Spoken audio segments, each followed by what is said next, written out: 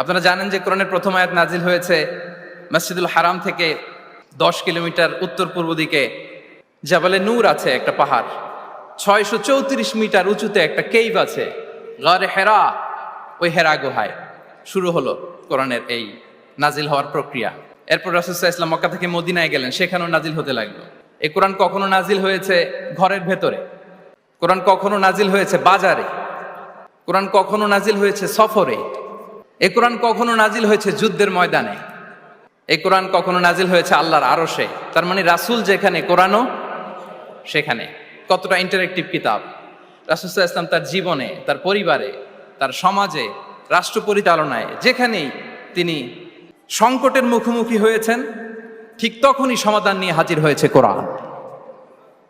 এজন্য এটা হচ্ছে the most interactive and relevant book to human being, সবচাইতে প্রাসঙ্গিক, জীবন ঘনিষ্ঠ একটা কিতাব।